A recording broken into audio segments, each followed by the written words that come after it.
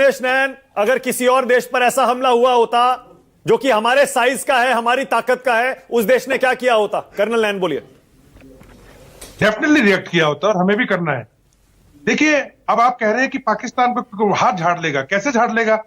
अभी जब कल ये अटैक हुआ है, पूरी इंफॉर्मेशन निकल के आई है कि इनके हैंडलर्स के साथ में इनकी बातचीत चल रही थी मुजफ्फराबाद और कराची के अंदर।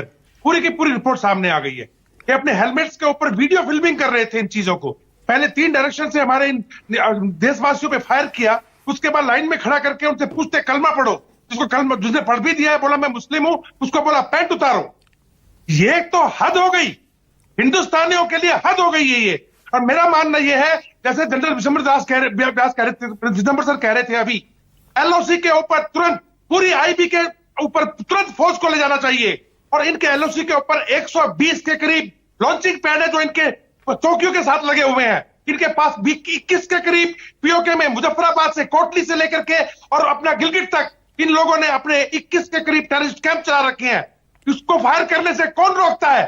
मैं ये नहीं कह रहा हूं कि आप अंदर घुस जाओ, इधर से इनकी हालत इतनी बुरी कर दो मानिक, क्योंकि आज की तारीख में पाकिस्तान के अंदर बलूचिस्तान में पीएलए आर्मी और बलूचिस्तान नेशनल आर्मी, साथ में मेहरांग बलूच वगैरह का जो ग्रुप है, उन्होंने आजादी की जंग जो युवाओं ने खड़ी की है पाकिस्तान के लिए, इनकी नाक में दम हो रखा है। उधर वजीरिस्तान के अंदर, खैबर पख्तूनख्वा के अंदर मंजूर पश्तूनी से लेकर के तहरीक तालिबान पाकिस्तान जो इनकी जान के पीछे पड़ा हुआ है, इनकी दुरंत लाइन के ऊपर पूरा का पूरा अफगान तालिबान गुस्से में बैठा है। इन्होंने अफगानियों को बाहर निकाला और इन्होंने क्या किया, एक खेल खेला था।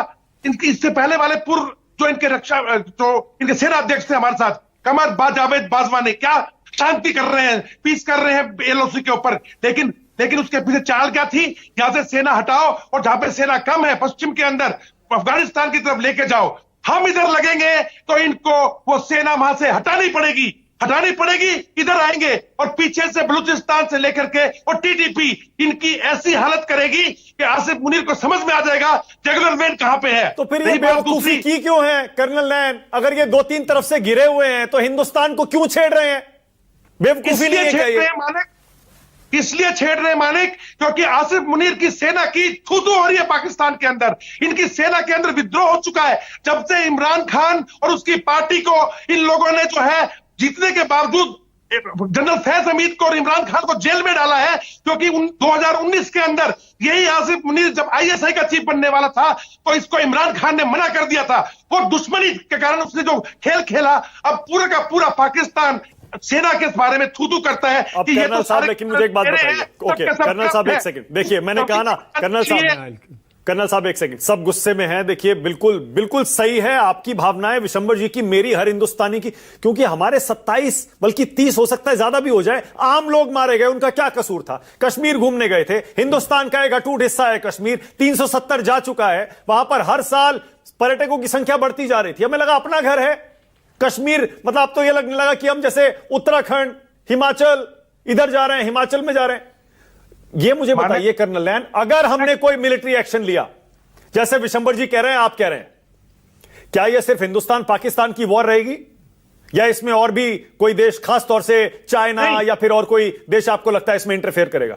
नहीं मानक, अभी कोई नहीं कर पाएगा, क्योंकि पूरे यूरोपियन यूनियन ने आपको समर्थन दिया है, रूस ने आपको समर्थन दिया है, आपको अमेरिका ने समर्थन दिया है। ये सही मौका है इन एलओसी के ऊपर बैठ के इनके इतने, क्योंकि असली जिहादी ये 4-5 लोग नहीं है आतंकवादी, मैं बताऊं मानक आपको, ये तो मोहरे हैं। असली जो आपका रेजिस्टेंस फ्रंट है, ये हाफिज सईद भी नहीं चला रहा, हाफिज सईद के माध्यम से आईएसआई चला रही है। और इन सब का जो सैफुल्ला है, 1 महीना पहले रावलकोट के अंदर मानक इन सब की जो इनका कठपुतली सीएम है पाकिस्तान ऑक्यूपाइड कश्मीर का, अनवरुल हक, उसके साथ अबू मूसा था जो कि हाफिज सईद का क्लोन। ओके, एक सेकंड कर्नल साहब, एक सेकंड रुकिएगा, एक सेकंड विशंबर जी।